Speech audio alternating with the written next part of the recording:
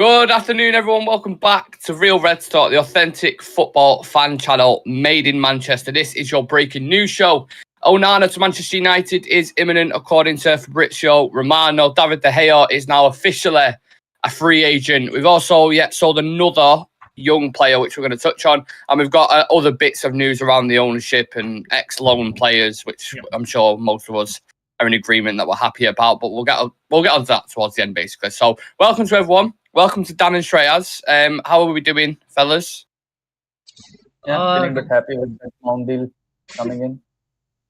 Yeah, absolutely. Shreyas? Yeah, a bit of positive news, I will say, in the morning itself. Having to see, all these news about Onana, and probably, the deal is going to get fast tracked by United itself. So it's a good sign that, we want to get this deal over the line very quickly. And yeah, hopefully, we get more of these sort of news, and probably, we'll get a little bit of clarity as to who will be our next signing. Because I think Onana will definitely be our next signing, but after Onana, who is the player that we are actually, going to go out for? Maybe it's grandfather after Onana. It's a terrible joke.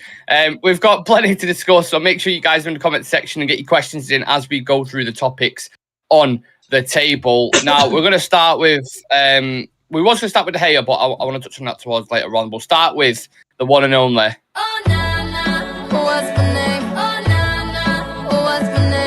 So Inter Milan have made it clear to Manchester United that it wasn't possible to sit at the table for €40 million for Andre Onana. So there's confidence that the first real assault, I don't know why they said it like that, but real assault will reach at least €50 million, at which the parties can reach an understanding through bonuses.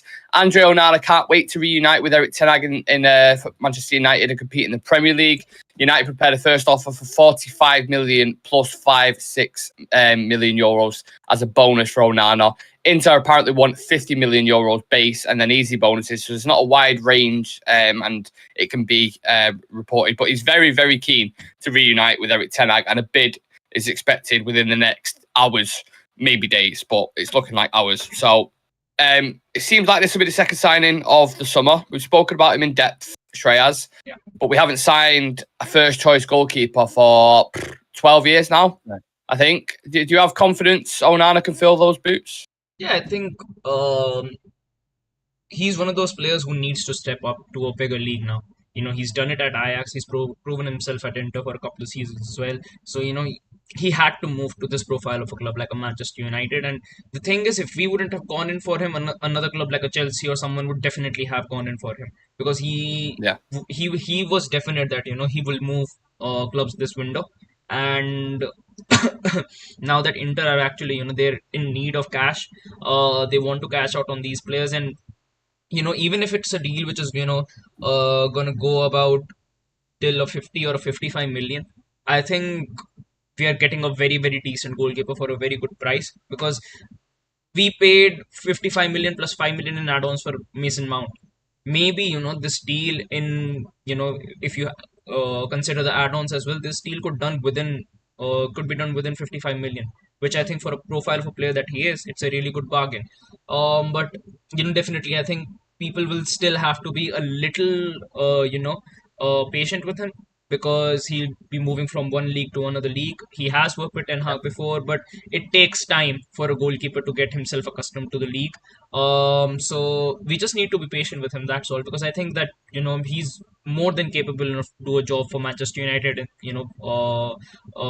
the back. And hopefully, the thing that we've been wanting for so long, a goalkeeper with a good skill set when it comes to his distribution ability, and he's just as decent when it comes to his shot stopping ability as well. So he brings the best of both worlds, and we just need to be patient with him, that's all, because we've got a very capable defense in front of him. And if these two elements are able to click, then hopefully, the pressure that actually gets accumulated on our back line, it can get resolved by quite a margin.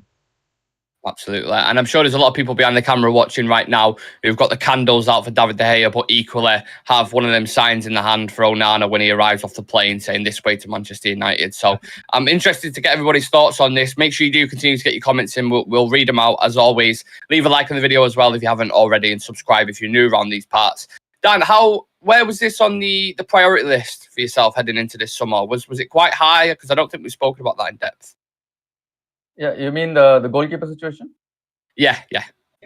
To be honest, I was maybe on the last in my list because I knew the priorities as per me was the striker and midfielder and the center defensive midfielder or a center back. But now the situation doesn't seem good when it comes to De Gea, because the last season with De Gea, I think we have seen that it has really split the fan base into two parts. Some wants him to stay, and some wants him to some wants a new option to be availed in this coming summer. So, but by looking everything, I think this could be the best option we have. And Onana was. Have we lost him again? I guess so.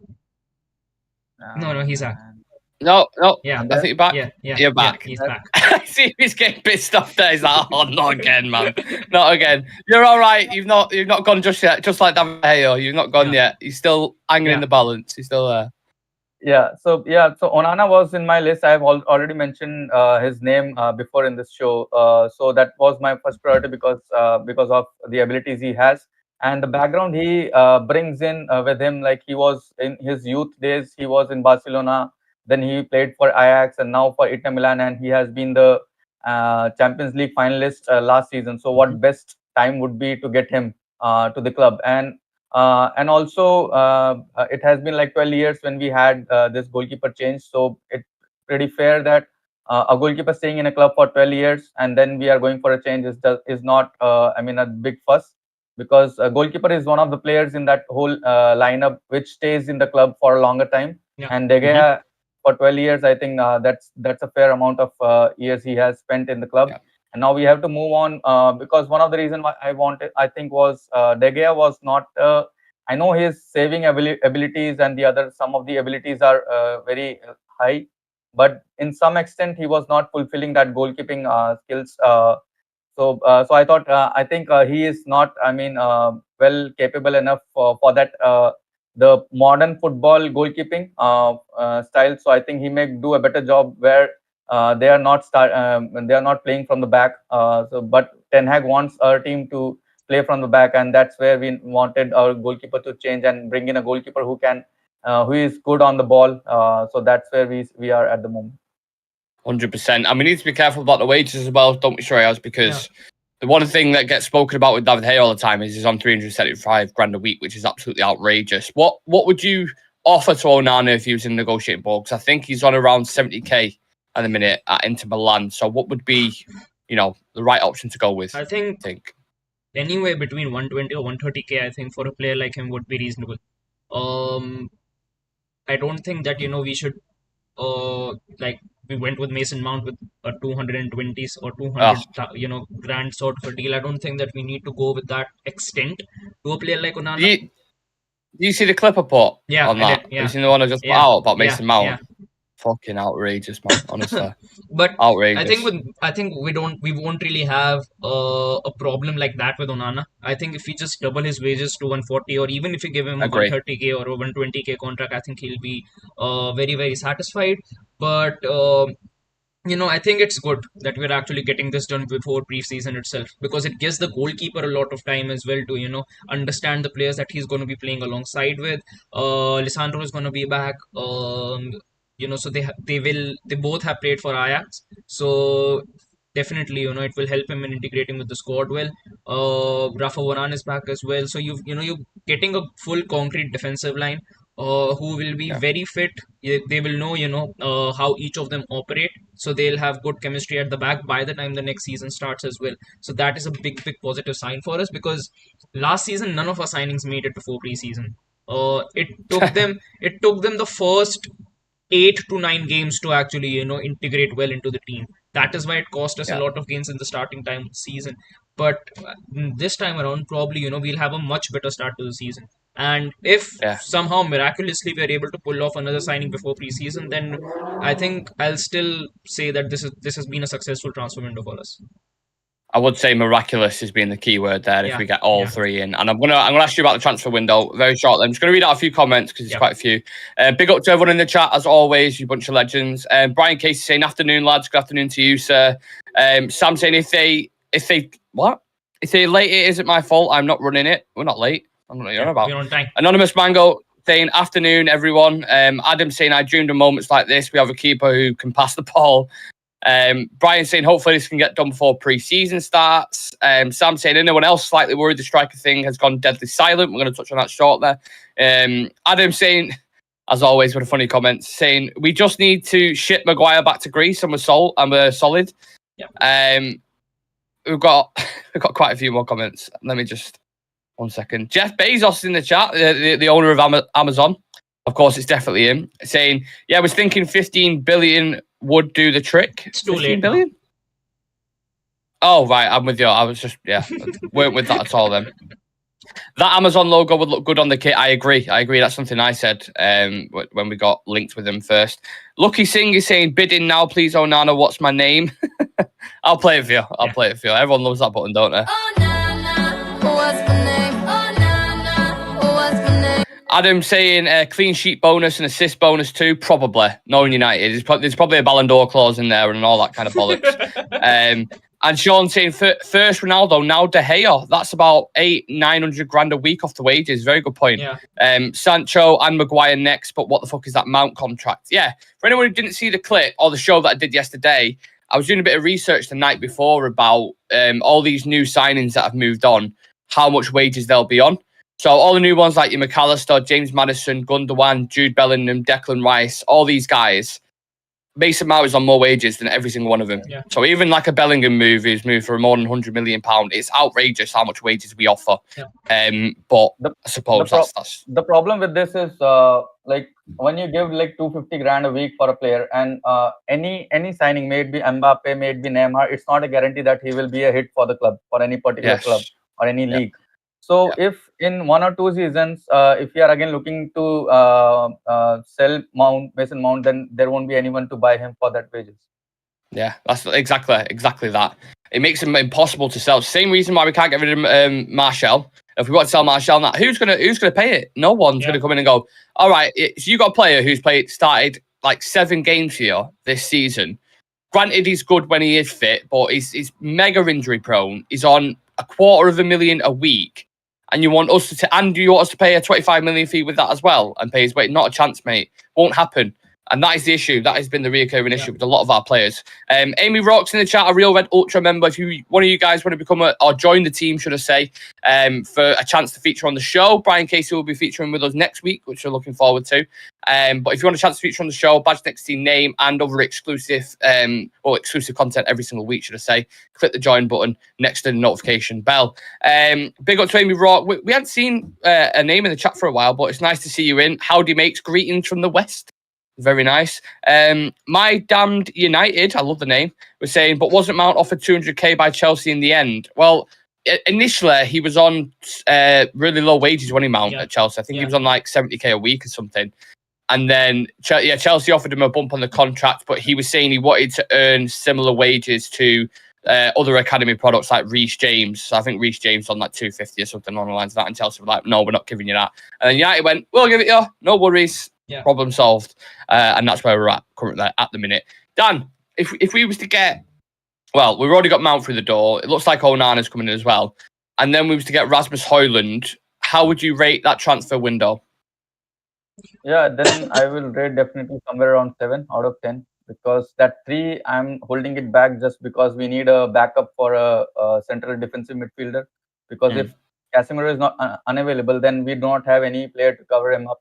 I mean, we can rely on Fred and McTominay to 10 or 20% extent, but still they cannot do that job.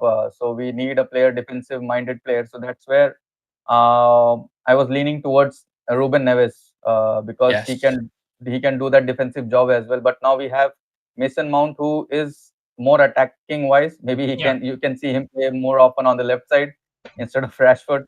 But we do not have the cover with a defensive minded midfielder. So that's where I'm rating it as 7, maybe 6.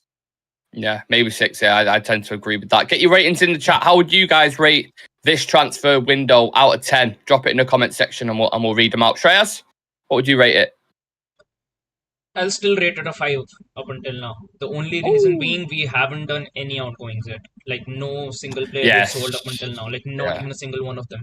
And I think going forward, it is going to be a big concern for us if we are not able to offload players in this transfer window because, like we mentioned, Anthony Martial is on 275 grand a week. You've got Jadon Sancho who's on 300 grand a week as well.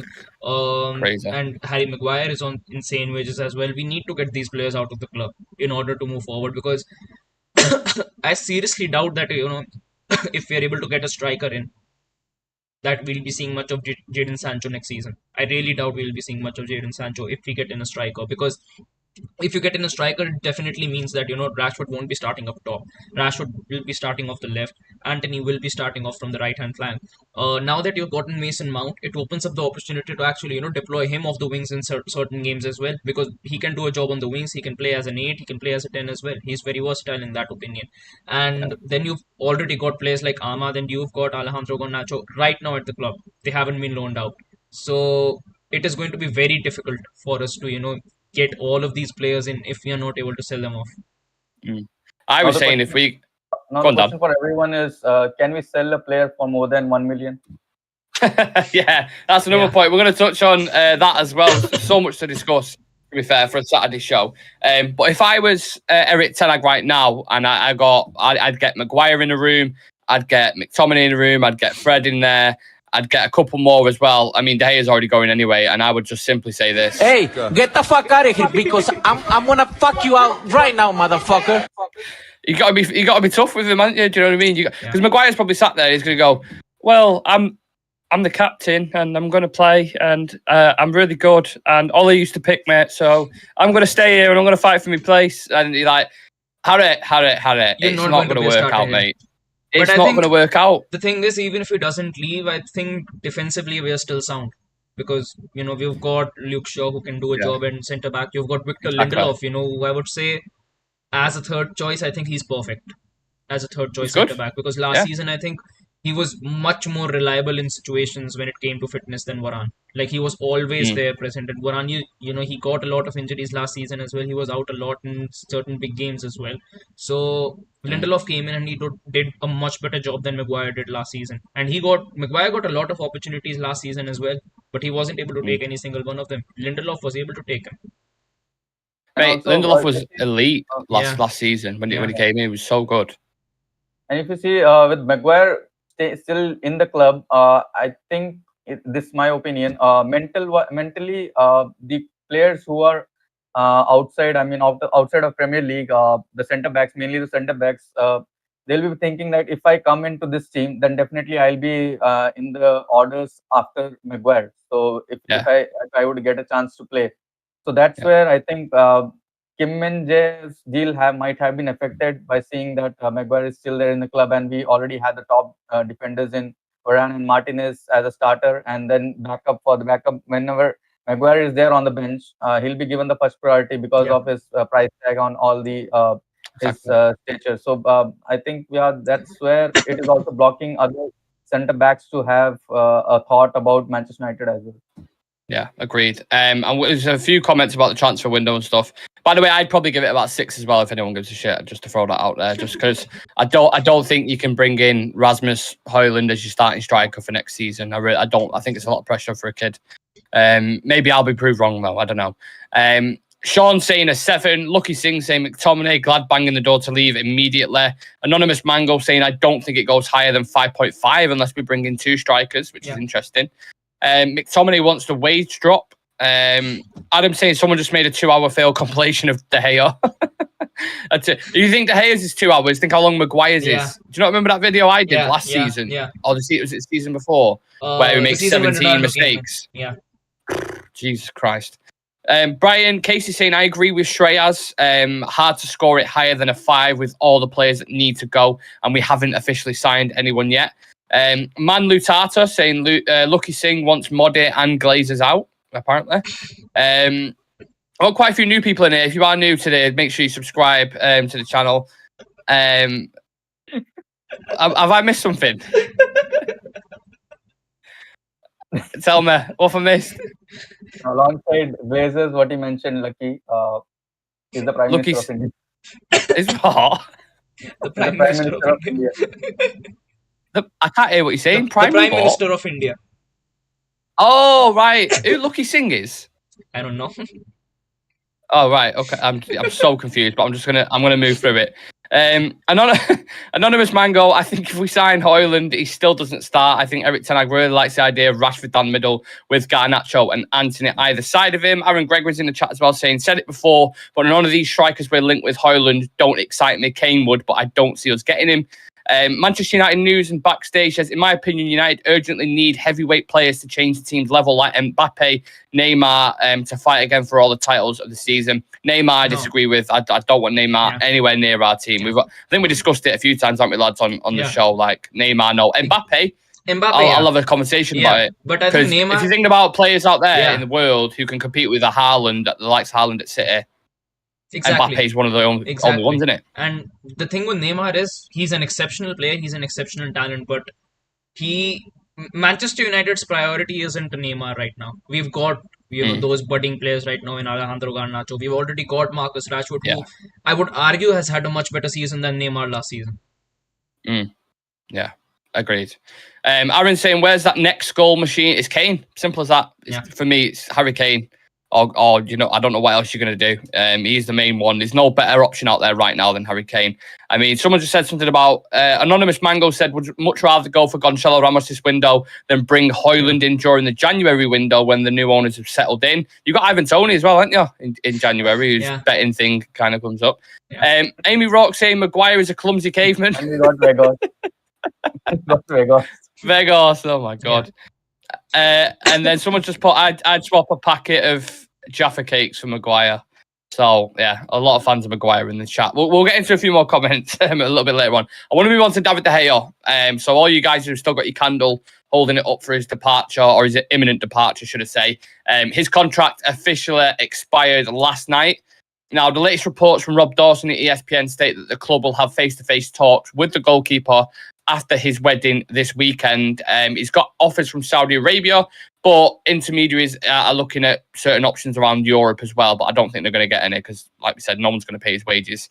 Treyas, getting this news whilst you're just about to have your wedding, it just shows what United are all about, in it, really. A little bit tasteless. Yeah.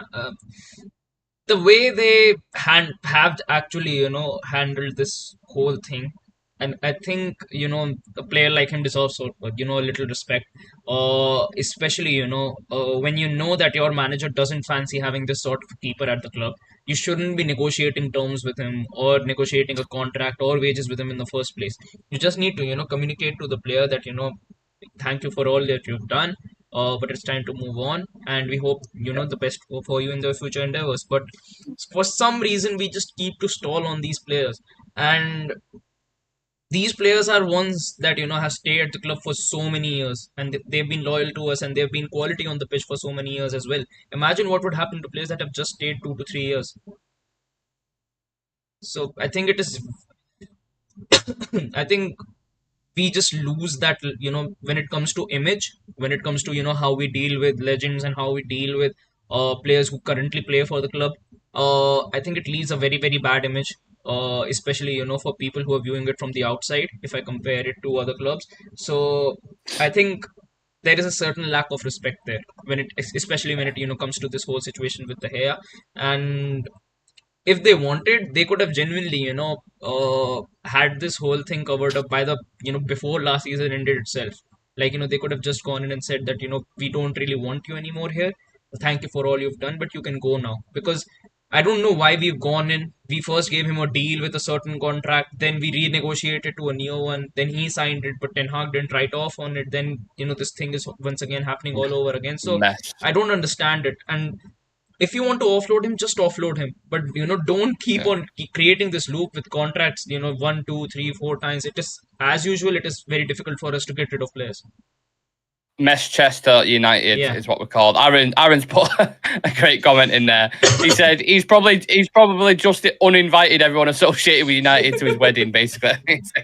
Everyone's off the tick list, especially John Murtaugh and Richard Arnold. Not a chance where you catch them slipping at the buffet at the wedding. I agreed with that. Sam say 2,528 subs. That's what we're currently on. We're trying to hit 2,550. So if anyone's new around here, you love football content, you love getting involved in the conversation, subscribe to Real Red Talk. Smash a like on the video as well if you haven't already. Let's have a look what people are saying. Brian Case saying we're now officially at the end of the Sir Alex Ferguson era. Oh yeah. Didn't even think about it like that. He's the last player on the Ferguson. But we still have players from Moyes, Van Gaal. Oh, no, we don't have players from Moyes, actually. I'm lying. Juan Mata went last season. So not Moyes, but Van Gaal, Mourinho, Ole. We still have players from that era. And of course, now Ten Hag as well. I'm going to try read that name out the best I can, but I'm probably going to butcher it. I'm going to struggle with this one.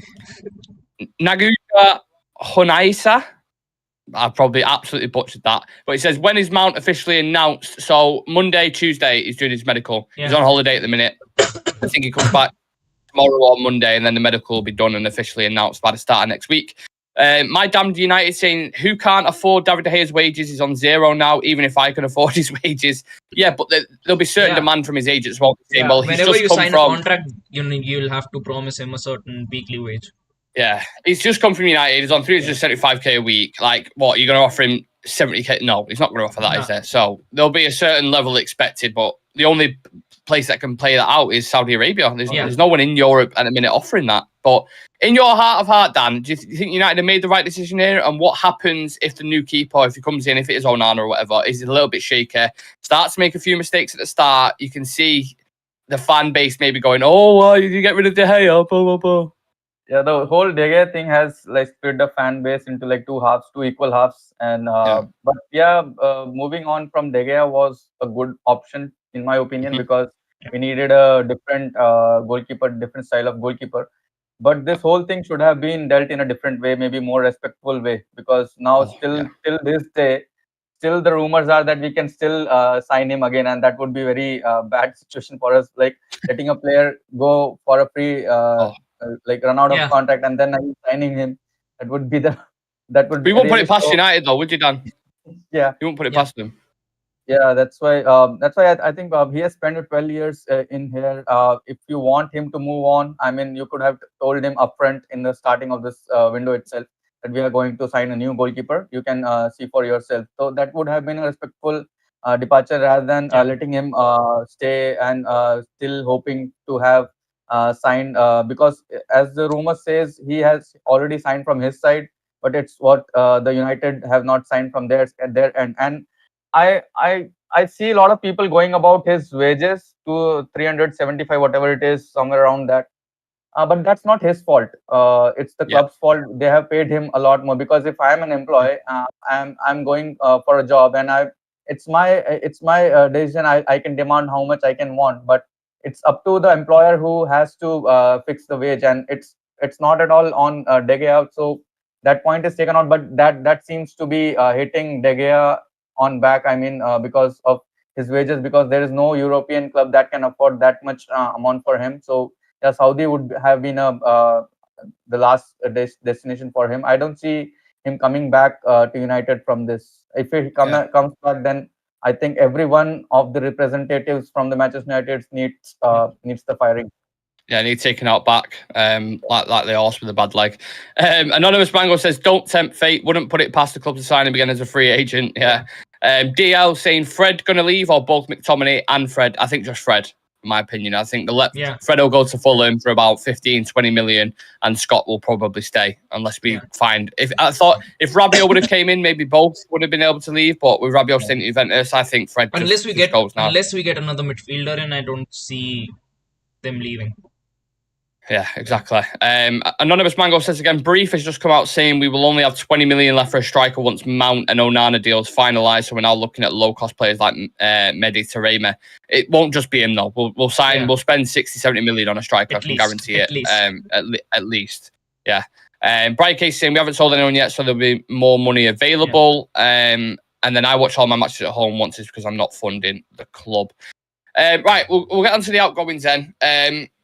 Just the last little bit of topical stuff to discuss. So Ethan Laird has moved to Birmingham on a permanent 750k plus a good sell-on clause. United, as well, are keeping their options open with Sabitzer after his loan move officially ended, but a permanent deal remains unlikely. I mean, you never know with that. And then, as we've just said, touched on there, Man United are prepared to sell Fred amidst interest from Fulham. There's also uncertainty about Donny van der Beek as well. It seems like Ten Hag's been Shreyas with the younger players. It's been Shreyas.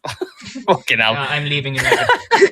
Yeah, it's been ruthless, with the younger players. Yeah. We've had James Garner who went, who a lot of people was a bit mad about. You've had Zidane Iqbal as well, who's gone. You've got fucking Ethan Laird who's going. Like, he's having a bit of a clear out, isn't he, with the younger players? Yeah, and I think the only reason that it's happening, one, he needs to raise funds. Second, these are the only players who could leave because they are not on insane deals or contracts. Like, they don't have those 200k or 150k a week of wages. They don't have those sort of wages. So it is much easier to actually get, offload them. And I think one of the reasons why Ethan Laird got actually offloaded was because we've got Diego Dallo and we've got Aaron Wan-Bissaka. And if they stay at the club, that's practically 7 to 8 seasons of your right hand side sorted. And even on the left hand side, you've got Luke Shaw, who can I genuinely think still give you 4 seasons of quality performances, and then you've got Malacia as well, who is going to develop in that time and become a better player. So in the fullback department, I think he saw that we have that saturation, we have that cover. We don't really need another one of those players coming in, and probably getting Ethan Laird, probably he is able to fund a little. Maybe I don't know how 750,000 is going to help, but you never know how things actually revolve around when it comes to money.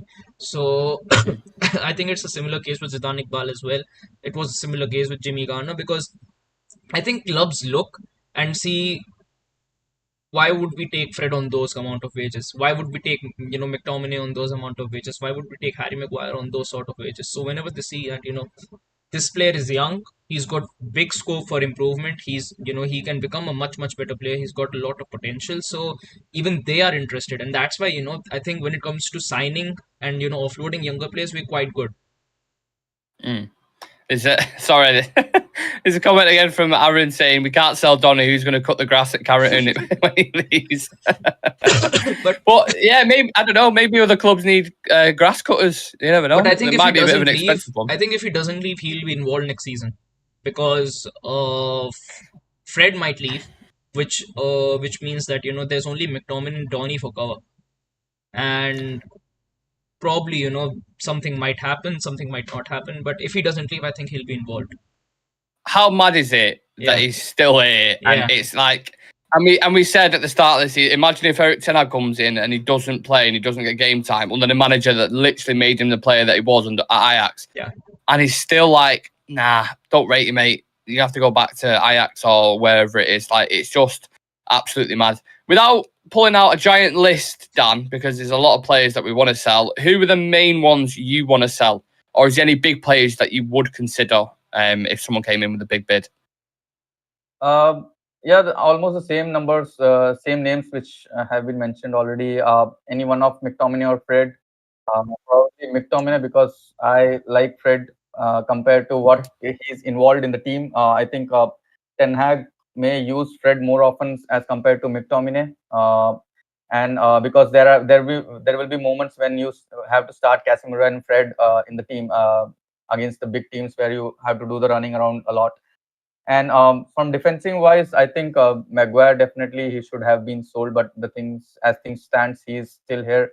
And Dean Henderson should be sold as well. And so these few players should be sold, because we can get at least 20 plus amount, 20 million plus for all these mentioned players. Maybe remaining other players there, but they may not give us more than 5 or 10 million. So these are the bulky ones whom we can send. We can sell and generate some amount to buy a striker and a defensive midfielder or a centre back. So these are the main one. But Dean Henderson, to me, that can go. Realistically, he can be sold for a good amount, somewhere around 25 million. Well, that's being hindered on this De Gea thing, I think, once that gets sorted. Yeah. Because someone, very credible journalist, said that I think it was Chris Wheeler, actually, who said that Henderson deal is pretty much done. just because of this De Gea situation. It's been stalled. So once that's done, that'd be good for us, because if you get 20 million on the balance sheets where it's just pure profit because it's an academy player, then that's good. That's why I'm saying, like, you look at someone like Chelsea, how many players they've sold. I think they've sort of made like 220 million from player sales. Obviously, we don't have a squad as big as in depth as that to sell that many players for that much price. But you think if you could sell McTominay for 40 in an ideal world, you could sell Dean Henderson for 20, Maguire for 40, Donny for 15, let's say 20. Like, you can literally, there's your striker sorted instantly. You can go get it. Yeah, that's what I'm saying. Like if you was good at selling, which we are absolutely atrocious at, we could actually get the targets that we want. But as per with every single summer window that United have, we're waiting and waiting and waiting. Why, like, amongst this, where we're spending time trying to get Mason Mount and Onana and these kind of guys, why haven't we sold the player? The Henderson thing, I take for granted, that's fine. Why hasn't Fred gone to Fulham yet? Yeah. For example. Why are we not pushing the boat with Harry Maguire? Yeah. Why are we not looking at other players? Like, it's just, I don't know why we're so stale and slow at everything. Yeah. It's the thing is, we still actually don't have any clarity as to who we genuinely would be going for next. Like, there is literally nothing as to who we are going for next, whether it's Rasmus Højlund, whether it's Goncalo Ramos, whether it's a Harry Kane. Probably, you never know if we go in for him late, or if it's someone completely different. We genuinely don't know who we are going for next. So I think we need a lot more clarity when it comes to what kind of a striker we are going for. I think there'll still be one unexpected outgoing this season. Like, I think there will be one player who would leave and we would feel that maybe he could have stayed, but I think there will be one unexpected outgoing, and I think it will just be because we need to, actually raise more funds to get that striker in. Sorry, Dan, I thought was you going to say something then? I was going to say I would totally forget what I was thinking. It's all right. It happens. We've got 35 people in the chat. If you're not subscribed to Real Red, just below the video section on the right hand side. Yeah, I come back. Point. So many times we say about Chelsea that they are spending a lot of money, but at the same time, if you see for the last 10 years, they have also made a profit of like more than 700 million from the sales. And then any other club, aren't there? Yeah. So and if you see for United, they have hardly done somewhere around 100 or 120, somewhere around that. So that's the difference where it is shown when we go for in a transfer business, doing transfer business, and we are so poor in selling players. And maybe one more controversial player I can put in that selling list would be Sancho. If we get somewhere around 50 to 60 for Sancho, then I will be on that deal, because personally I don't think he is a winger for a Premier League, made up winger for a Premier League, because in Premier League you need the pace. And the wingers needs that pace to thrive in Premier League. But Sancho lacked that pace, even though he has that the skills, the moves he has. But the thing is, then again, what you do once you cannot run past the defenders. So that's a very key point in Premier League. You have to have that pace to run past the defenders. And maybe selling to Dortmund again for somewhere around 40-50 million, I would be okay with that. Yeah, I mean, even as a Dortmund thing, I'd look at it and think, well, look what he done for us. If we can, take him back for 40, 50, and we sold him for like 75. Yeah, good deal. It's just the wages again, unfortunately. That's the issue that you have to look at. He's on 300k, so it will be very difficult to get him off. 350. It's on 350. It's mad. Absolutely mad. He'll be the top earner once De Gea goes until Rashford's contract thing. And he won't even be playing for us week in, week out. Yeah. Right, let's. I'm going to read out some comments. This is quite a lot. Let's have a look. Amy Rourke saying, bargain barn summer again. McTominay can be our number 3 striker. Brian Casey saying Maguire and Martial should be the first ones out of the door. Agreed. Aaron Gregor saying I'd cash in on Sancho before his value drops even more. Don't see it working for him in the Prem. He lacks pace, physicality, and you need at least one in the Prem. He doesn't want to sit on the bench. Tim 1999 is saying I think unfair to keep youth players if it's clear if they aren't going to be good enough. I mean, again, I tend to agree with that, to be fair. Very smart comments in the chat today. Appreciate you all putting your thoughts in. Anonymous Mango saying Chris Wheeler said Hendo to Forest will be 15 million plus 5 million add-ons. Yep, that's the one. Brian saying ridiculous. We should be getting 35 million for Henderson. Your thoughts on that, lads? What's Henderson's value? I think at least 20-25. At least. I'd say 25, me personally. Yeah, 25 million. Yeah. Anonymous Mango saying new owners need to sack our negotiating team.